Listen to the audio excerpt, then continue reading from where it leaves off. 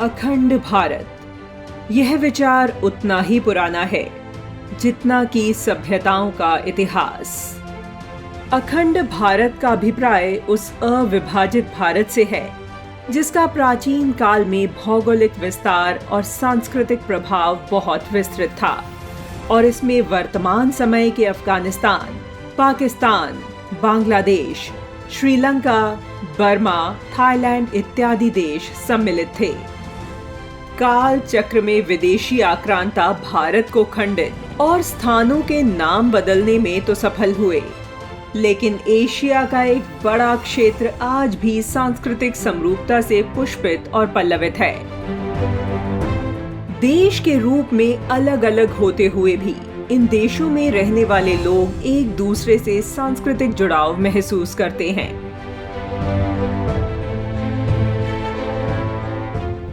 बहुत ही कम लोग जानते होंगे कि विश्व की सर्वाधिक ऊंची चोटी सागरमाथा है, जिसे वर्ष 1835 में अंग्रेज शासकों ने एवरेस्ट नाम देकर समृद्ध संस्कृति से भटकाने का प्रयास किया था।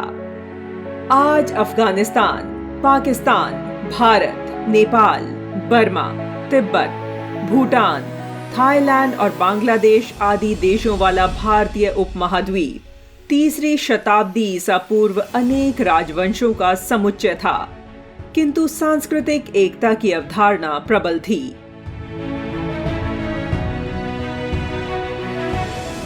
मुगल आक्रमणों के बाद कुछ भारतीय रियासतों ने लंबे संघर्ष के बाद पराधीनता स्वीकार कर ली, जबकि मातृभूमि से आक्रांताओं को खदेड़ देने के लिए अनेक शक्तियां निरंतर संघर्ष करती रहीं।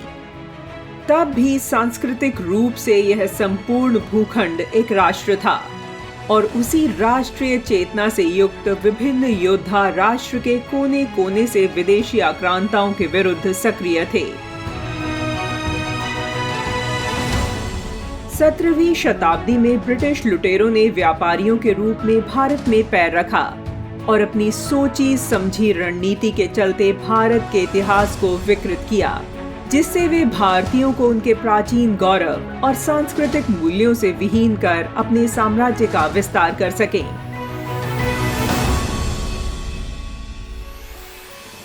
अंग्रेजों ने अपने 200 वर्ष से अधिक के शासन काल में भारत को भारतीयता से दूर करने का प्रत्येक वह प्रयास किया कि हम अपने स्वत्व को भूल जाएं, किंतु भारत का स्वत्व हमारे पूर्वजों और महापुरुषों के त्याग बलिदानों से स्पंदित होता रहा।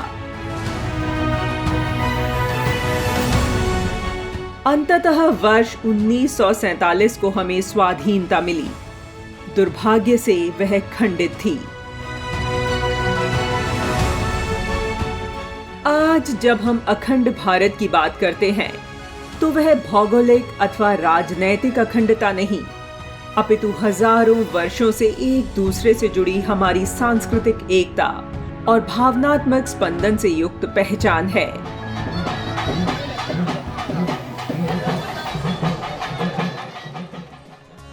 विश्व आज भी इसे भारतीय उपमहाद्वीप के रूप में स्वीकार करता है। थाईलैंड की बात करें तो वहां शाही दरबार जैसे कई स्थानों पर आज भी कार्यक्रमों में हिंदू रीति रिवाज की झलक दिखती है। इसके साथ ही वहां राजा के लिए हिंदू अनुष्ठान होते हैं। वहीं गरुड़, जिनका वर्णन भारतीय प्राचीन ग्रंथों में एक पवित्र व्यक्ति के रूप में मिलता है, वह इंडोनेशिया, थाईलैंड और उलान बटार जैसे देशों में पूजनीय हैं, जो दर्शाता है कि कैसे यह देश सांस्कृतिक रूप से जुड़े हैं। वहीं बोर्नियो के दयाक लोगों द्वारा पालन काहिरिंगन नाम का एक स्थानीय धर्म इंडोनेशिया में हिंदू धर्म के रूप में वर्गीकृत किया गया है। इसके साथ ही फिलीपीन की पौराणिक कथाओं में सर्वोच्च देवता बाथला और दिविता का वर्णन मिलता है, जो कर्म की अवधारणा में विश्वास करते हैं, जो सभी हिंदू बौद्ध अवधारणाओं से व्युत्पन्न है। मलय लोकगीतों में भी भारतीय प्रभावित प्राचीन पात्रों जैसे बड़ादरी, जेटायु, गरुड़ और नागा की झलक मिलती है। इसके साथ साथ इंडोनेशिया, कंबोडिया, मलेशिया और थाईलैंड के शास्त्रीय नृत्य नाटकों में रामायण और महाभारत के पात्रों की कहानियां ली गई हैं।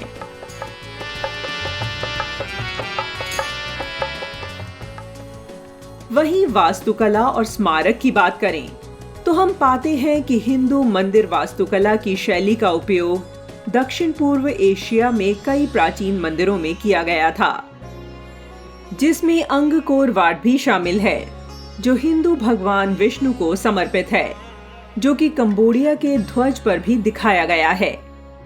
इसके साथ ही मध्य जावा में प्रम्बानन, इंडोनेशिया में सबसे बड़ा हिंदू मंदिर भगवान ब्रह्मा, विष्णु और शिव को समर्पित है। मलेशिया में बाटू गुफाएं भारत के बाहर सबसे लोकप्रिय हिंदू तीर्थ स्थलों में से एक हैं। यह मलेशिया में वार्षिक थिपुसम उत्सव का प्रमुख केंद्र बिंदु भी है। साथ ही भगवान ब्रह्मा को समर्पित इरावन मठ थाईलैंड के सबसे लोकप्रिय धार्मिक मंदिरों में से एक है।